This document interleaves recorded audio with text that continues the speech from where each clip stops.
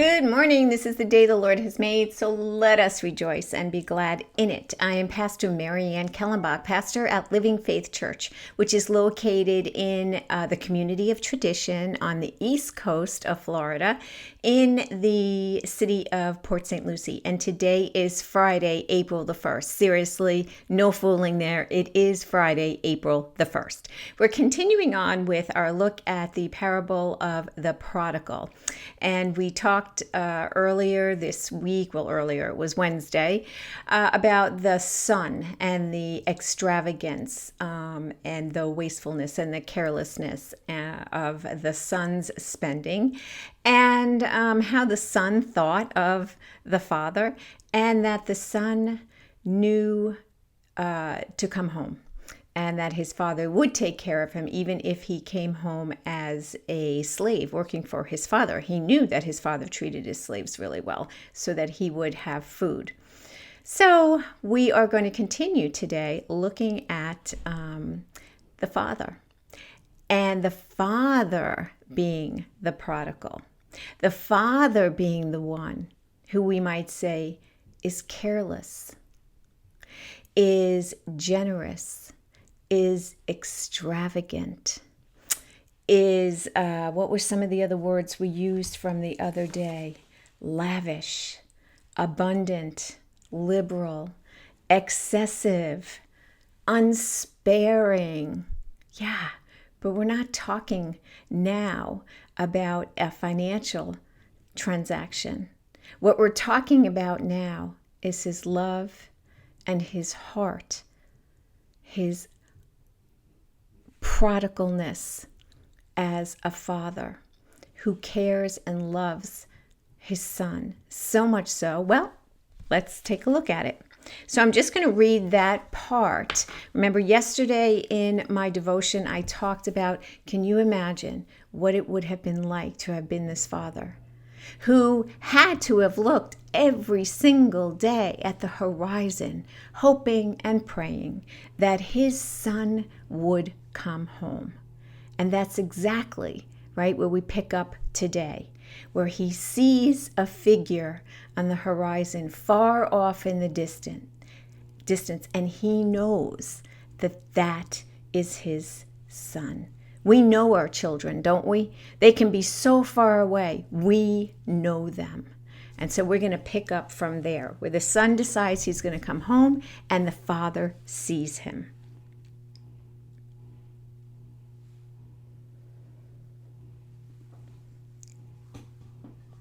So he set off and went to his father. But while the son was still far off, his father saw him and was filled with compassion. He ran and put his arms around him and kissed him. Then the son said to the father, "Father, I have sinned against heaven and before you. I am no longer worthy to be called your son." But the father said to the slaves, "Quickly, bring out a robe, the best one, and put it on him. Put a ring on his finger and sandals on his feet. And get the fatted calf and kill it, and let us eat and celebrate. For this son of mine was dead and is alive again. He was lost and is found." And they began to celebrate. Any one of us, if we were this son, we would expect a scolding. We would expect that we would be ostracized for a while. We would have to prove ourselves trustworthy and show incredible forgiveness for quite a period of time before perhaps our father would relent. But not this father. Oh my gosh.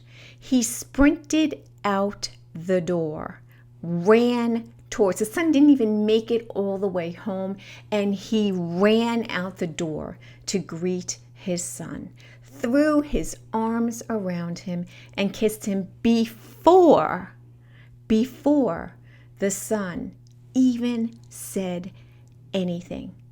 Before he even said anything. Can you imagine? First of all, if you're the son, can you imagine as your father's coming running towards you? Was he frightened? Was he petrified of what was going to happen when his father came? What was the retribution going to be? Retaliation? Anger? What was going to happen? I have to say, I think quite the opposite of what this son was expecting actually happened. Actually happened.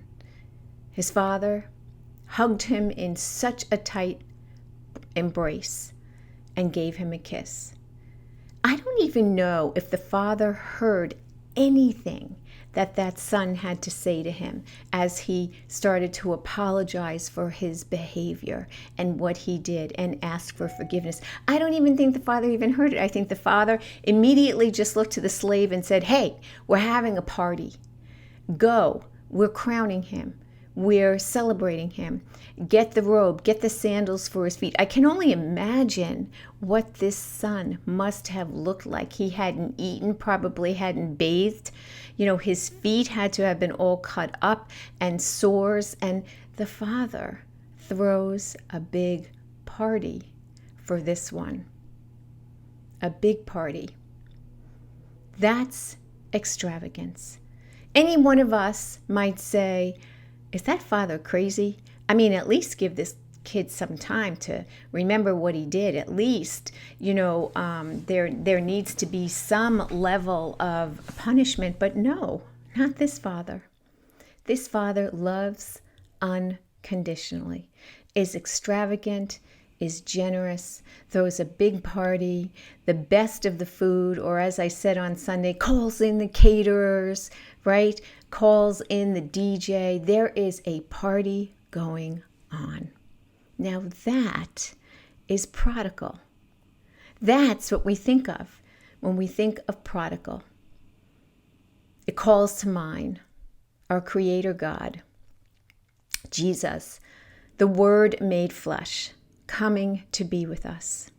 That is extravagant. That is careless. That is reckless. That is generous. That is prodigal.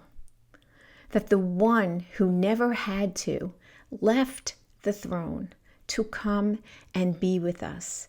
Not to scold, not to retaliate, not to punish, not to scorn, not to say, "What the heck are you doing?"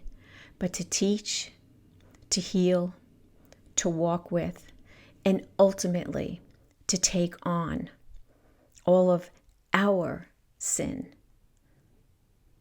so that we are given new life.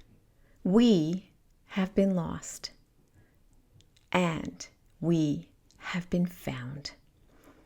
On this day, go into and live into your foundness.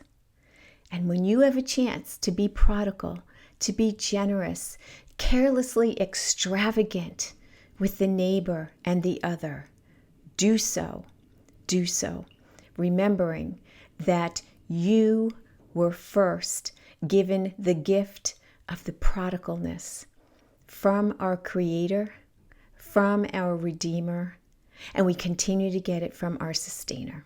So go out there and be as prodigal as you have been given. Blessings to you on this day.